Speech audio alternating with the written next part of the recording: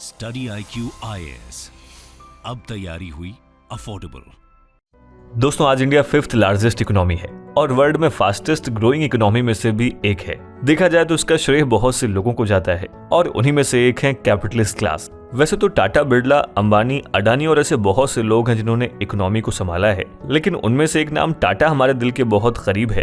अपनी फिलैंथ्रोपी और चैरिटी के लिए जाने जाने वाले टाटा ग्रुप ने हमेशा से कुछ अलग किया है। दोस्तों, आज की वीडियो क्या टाटा पे है?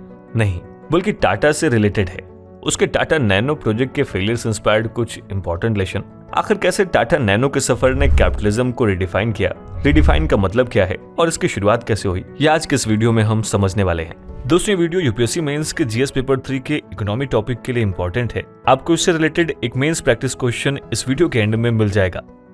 स्वागत है आप सभी का स्टडी IQ में। अनुराग पांडे नाम है हमारा और ऐसे तमाम लेटेस्ट वीडियोस के अपडेट के लिए आप मेरे सोशल मीडिया हैंडल से जुड़ सकते हैं या वीडियो के कमेंट बॉक्स में दिए गए लिंक पर क्लिक करके भी आप वीडियोस को एंजॉय कर सकते हैं। दोस्तों, यूं तो टाटा ने अपनी काबिलियत के कई झंडे गाड़े हैं और टाटा की पहुंच हर एक इंडस्ट्री में है, फिर चाहे वो नमक हो या फिर एरोप्लेन। टाटा देश की ऐसी इंडस्ट्री है जिसने अपने आप को हर सेक्टर में काबिज किया है, लेकिन कुछ प्रोजेक्ट्स दिल के बहुत करीब होते हैं और वैसे ही टाटा की नैनो कार उनकी ड्रीम प्रोजेक्ट थी। टाटा अपनी फिलैंथ्रोपी की वजह से ज्यादा पॉपुलर है, पर उनका ये ड्रीम प्रोजेक्ट फिलैंथ्रोपी नहीं था। हालांकि इसका प्राइस जरूर एक फिलैंथ्रोपिक प्राइस था। दोस्तों, बात है उस समय की जब रतन टाटा ने इंडियन रोड्स पे 2 लोगों के बैठने वाली बाइक पे 4 से 5 लोगों को बैठे देखा। उन्हें इसी दौरान एक आइडिया आया कि इंडियन फैमिली को क्यों ना कुछ ऐसा दिया जाए जिससे वो आराम से ट्रैवल कर सके, और उनका ये आइडिया कन्वर्ट हुआ टाटा नैनो प्रोजेक्ट में। एक प्रेस कॉन्फ्रेंस में लाइटली बोली गई इसकी प्राइस इसका मेन एम बन गया। टाटा के पास एक्सपर्टाइज और मैन पावर की कमी नहीं, बस चैलेंज था तो टाटा नैनो को 1 लाख रुपीज में जल्द लॉन्च करना। पर सब कुछ इतना आसान नहीं था।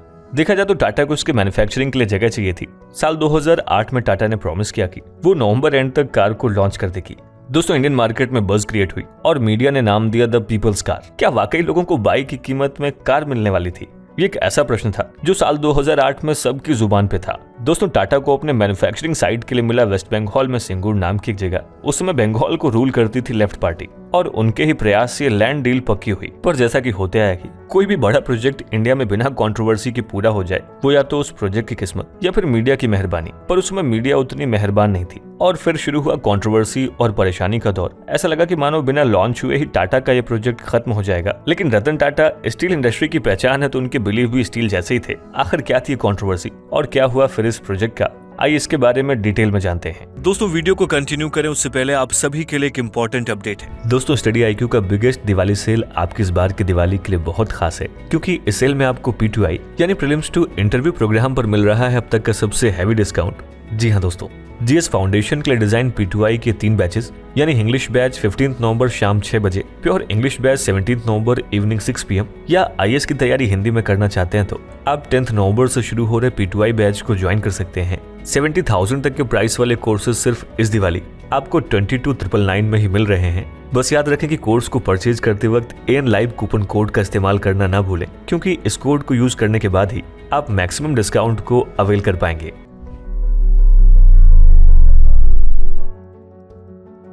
दोस्तों, सिंगूर एक छोटा सा टाउन है वेस्ट बंगाल के हुगली डिस्ट्रिक्ट में। बंगाल गवर्नमेंट ने टाटा को 6 सिटीज ऑफर की थी, जिसमें से सिंगूर को चुना गया। सिंगूर के हुगली रिवर से नजदीक होना इस साइट को सिलेक्ट करने की सबसे बड़ी वजह थी, लेकिन बवाल शुरू हुआ लैंड एक्विजिशन को लेकर। दोस्तों, आपको भी पता है कि हम अपने लैंड को लेकर बहुत इमोशनल होते हैं और ऐसा ही कुछ हुआ सिंगूर के लोगों के साथ। सिंगूर हुगली के किनारे होने की वजह से बहुत फर्टाइल थी और वहाँ पे मैक्सिमम लोग एग्रीकल्चर पर डिपेंडेंट थे। हालांकि टाटा नैनो के प्रोजेक्ट ने वहाँ के यूथ्स को एम्प्लॉयमेंट की गारंटी की थी, लेकिन लैंड एक्विजिशन गवर्नमेंट के द्वारा कंट्रोवर्सी की वजह बनी। फार्मर्स ने यह भी आरोप लगाया कि उनसे सर्किल रेट से कम में गवर्नमेंट ने जमीन एक्वायर कर ली है और वो इस प्रोजेक्ट के नहीं पर लैंड एक्विजिशन के खिलाफ हैं। आप भी जानते हैं कि कंट्रोवर्सी के पॉलिटिसाइज होने में टाइम नहीं लगता और आज की बंगाल सीएम और उस समय की ऑपोजिशन पार्टी के लीडर ममता बनर्जी ने इस कंट्रोवर्सी को नेशनल मुद्दा बनाया। फिर देखते देखते बहुत सारे सोशल एक्टिविस्ट जैसे कि अरुंधति रॉय, मेधा पाटेकर, महाश्वेता देवी और बहुत से ह्यूमन राइट्स ऑर्गेनाइजेशंस भी इससे जुड़ गए। दोस्तों, टाटा तब तक अपना प्लांट सिंगूर में खोल चुकी थी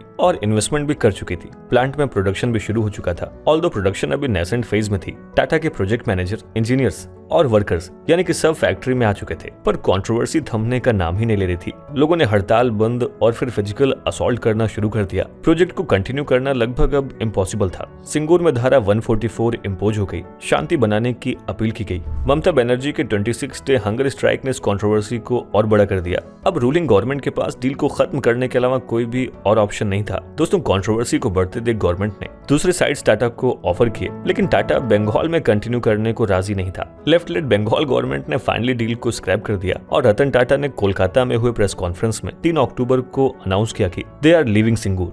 दोस्तों, अब टाटा के पास 2 बड़े सवाल थे। पहला सवाल ये कि वो जाएंगे कहां, और दूसरा ये कि सिंगूर से पूरी फैक्ट्री को बिना नुकसान पहुंचाए कैसे शिफ्ट किया जाए। आज तक कभी ऐसा नहीं हुआ था कि एक वर्किंग प्लांट को शिफ्ट करना पड़ा हो, और रतन टाटा के लिए प्रॉब्लम बनी उनके द्वारा प्रॉमिस की गई नवंबर लॉन्च, जो वर्चुअली इम्पॉसिबल था। लेकिन तभी रतन टाटा को एक मैसेज आया, सुस्वागतम। ये मैसेज था उस समय के गुजरात के सीएम नरेंद्र मोदी का।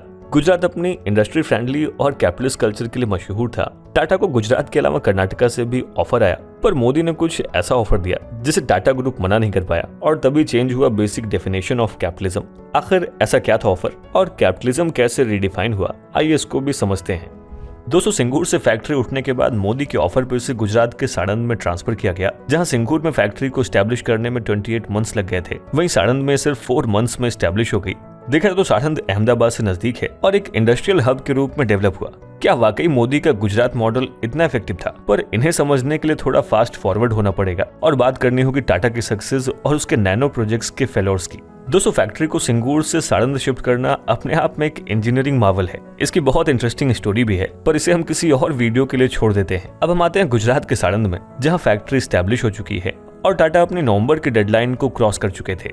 अब उन्हें जल्दी थी नैनो के लॉन्च की। आखिरकार 2009 के मार्च में नैनो लॉन्च हुई। लोगों के लिए इसकी सेल ओपन कर दी गई, पर जैसा टाटा ने प्रोजेक्ट किया कि पर ईयर उन्हें 2,50,000 कार्स बनानी होंगी, क्योंकि इसकी डिमांड ही कुछ ऐसी होगी। लेकिन ऐसा कभी भी पॉसिबल नहीं हो पाया। पहले सिंगूर कंट्रोवर्सी और बाद में टाटा की गाड़ी में प्रॉब्लम्स लोगों को अट्रैक्ट नहीं कर पाई। हालांकि शुरुआत साल में टाटा की लॉन्च की वजह से उसके राइवल मारुति के सेल्स डिप हुए, पर 2.5 लाख के मैजिकल फिगर को टाटा नैनो कभी भी अचीव नहीं कर पाई और फाइनली 2018 में टाटा नैनो को डिसकंटिन्यू कर दिया गया।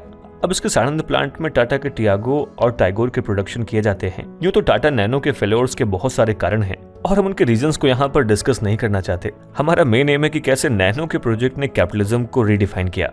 दोस्तों, कैपिटलिज्म क्या है ये आपको पता ही होगा। हर आइडियोलॉजी के कुछ बेसिक सेट ऑफ रूल्स और डिफाइंड पैरामीटर्स होते हैं। वैसे पैरामीटर्स कैपिटलिज्म के भी। यूं तो कैपिटलिज्म और लिबरलिज्म का एक खास संबंध है, और जब कैपिटलिज्म में एक्सप्लॉयटेशन अपने पीक पे था और सोशलिज्म जैसी आइडियोलॉजी को बढ़ावा मिल रहा था, तब कैपिटलिज्म को बचाने के लिए वेलफेयर स्टेट का कॉन्सेप्ट आया और उसी मॉडल को मैक्सिमम कंट्रीज ने अपना लिया। और India post LPG reforms capitalism with welfare state के कॉन्सेप्ट को फॉलो करने लगी।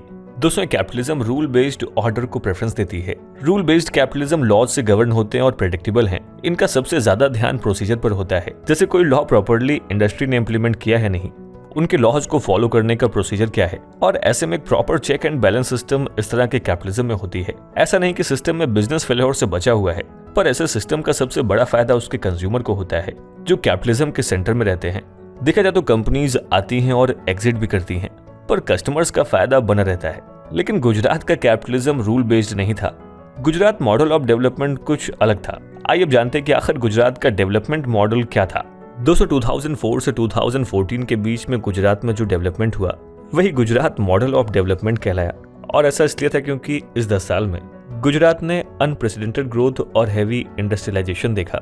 और इस मॉडल के 3 मेजर कंपोनेंट्स थे, जिनमें पहला था इंफ्रास्ट्रक्चर बूस्ट, जिससे कॉर्पोरेट इन्वेस्टमेंट आ सके। दूसरा था गवर्नेंस को कॉर्पोरेट यूनिट्स फ्रेंडली बनाना, और लास्ट था इंसेंटिव्स और सब्सिडाइज कॉर्पोरेट इन्वेस्टमेंट्स पर। और ये थर्ड पिलर बना deal based capitalism as opposed to rule based capitalism. और हमारा डिस्कशन इसी थर्ड पिलर पे होगा कि कैसे साड़ंद में लगी फैक्ट्री ने रूल बेस्ड कैपिटलिज्म से सीधे डील बेस्ड कैपिटलिज्म ला दिया। देखिए, इस डील में कॉर्पोरेट्स को बहुत सारी सब्सिडीज मिलती थी। देखा जाए तो 2006-07 तक तो स्टेट कॉर्पोरेट सेक्टर से सेल्स टैक्स भी नहीं लेती थी। ये सेल्स टैक्स स्टेट गवर्नमेंट के 40% रेवेन्यू जनरेटर होते थे, जिसे गुजरात गवर्नमेंट ने छोड़ दिया। इस प्रैक्टिस को सेंट्रल गवर्नमेंट के द्वारा बैन किया गया। फिर गवर्नमेंट कैपिटल, उसके इंटरेस्ट, इंफ्रास्ट्रक्चर और लैंड व वाटर सप्लाई पर भी सब्सिडी देती थी। यानी कि जो सुविधा कंज्यूमर को मिलनी चाहिए थी वो कॉर्पोरेट्स ले रही थी। जितना बड़ा इन्वेस्टमेंट उतनी ज्यादा सब्सिडी, और ऐसा कुछ फिक्स्ड नहीं था कि किस कंपनी को कितनी छूट मिलेगी। ये केस टू केस बेसिक पे गवर्नमेंट खुद डिसाइड करती थी, यानी ब्यूरोक्रेट्स और ऑफिशियल्स को खुली दावत पैसे कमाने की। Common grazing land, forest land या फिर एग्रीकल्चर लैंड, ये सब लैंड गवर्नमेंट खुद एक्वायर करती थी और कंपनीज को या तो लीज पर या फिर सेल कर देती थी। और टाटा नैनो को भी इन्हीं सब सब्सिडीज से 30,000 करोड़ की छूट मिली। टाटा नैनो का फेलियर एक सबब है कि क्यों डील बेस्ड कैपिटलिज्म सही नहीं है। दोस्तों, नैनो के फेलियर ने गवर्नमेंट के डील बेस्ड कैपिटलिज्म के लिमिटेशन को एक्सपोज कर दिया। Tax concessions, tax hopes, discretion driven system और लेबर वेलफेयर के स्टैंडर्ड में रेगुलेशंस और अदर रेगुलेशंस में छूट ये इंश्योर नहीं करती कि बिजनेस सक्सेसफुली होगा। साड़ंद के केस में जहां ब्यूरोक्रेट्स को डिस्क्रेशन थी, वहां पे abuse of power, political lobbying, rent seeking और फेवरेटिज्म जैसी चीजें ज्यादा देखने को मिली। दोस्तों, deal based capitalism crony capitalism को बढ़ देता है। बिग बिजनेस को प्रमोट करना, वर्कर्स के वेजेस को लो करना और वर्कर वेलफेयर और उनकी आवाज को दबाना, ये सब डील बेस्ड कैपिटलिज्म के बेसिक फीचर्स बन गए हैं। इंडिविजुअल बिजनेस गवर्नमेंट से पॉलिसी फेवर्स लेती है और अपना फायदा देखती है, लेकिन इन सब के बीच में कंज्यूमर्स, जॉब सीकर्स और टैक्स पेयर्स परेशान रहते हैं। दोस्तों, कैपिटलिज्म अपने आप में खराब नहीं है। वैसे भी आज तक जितने भी इन्वेंशंस हुए हैं, सबके पीछे पैसा ही वजह थी। फिर चाहे वो मेडिवल यूरोप में कोई रूट ढूंढना हो या फिर इंडस्ट्रियल रेवोल्यूशन में मशीन्स बनाना, कैपिटलिज्म की वजह से आज बहुत सी खोज हो पाई हैं। पर क्या इस हद तक कैपिटलिज्म को बढ़ाना कि वो बेसिक ह्यूमन वैल्यूज को ही भूल जाए, ये कहां तक जस्टिफाइड है? रूल बेस्ड कैपिटलिज्म ने हमेशा कंज्यूमर्स के हित का ध्यान रखा है और ह्यूमैनिटेरियन अप्रोच रखना ही ह्यूमन का सबसे बड़ा लक्षण है। और इसी चीज से सीख लेते हुए जब नरेंद्र मोदी प्रधानमंत्री बने तो उन्होंने डील बेस्ड कैपिटलिज्म से रूल बेस्ड कैपिटलिज्म की ओर कदम बढ़ाए। देखा जाए तो PLI यानी कि production linked incentive scheme rule based capitalism का नतीजा है। PLI स्कीम्स दोस्तों मोदी गवर्नमेंट का लॉन्च किया हुआ स्कीम है, जो कि कुछ स्पेसिफिक सेक्टर्स के लिए है, जहां पे इंपोर्ट डिपेंडेंस को कम करना और आत्मनिर्भरता को बढ़ाना गवर्नमेंट का लक्ष्य है। ये स्कीम हर कदम पे इंसेंटिव्स देती है और बिजनेस बड़ा हो या छोटा, सबको इस स्कीम में लाभ मिल सकता है। प्रॉपर रूल्स को ध्यान में रखकर इसे मॉनिटर और इंसेंटिवाइज किया जाता है, जो कि एक हेल्दी कैपिटलिज्म की निशानी है। दोस्तों, हमें इस बात का हमेशा ध्यान रखना चाहिए कि पैसा बनाना गलत नहीं है, but at the cost of human emotions and values कभी भी सही नहीं है। वेस्टर्न फिलोसफर इमैनुअल कांट ने ह्यूमन डिग्निटी को सबसे बड़ा वैल्यू बतलाया है और इसी डिग्निटी को मेंटेन करना कैपिटलिज्म की रिस्पॉन्सिबिलिटी है। दोस्तों, आपकी इस मुद्दे पर राय क्या है? हमें इस वीडियो के कमेंट बॉक्स में जरूर लिखें।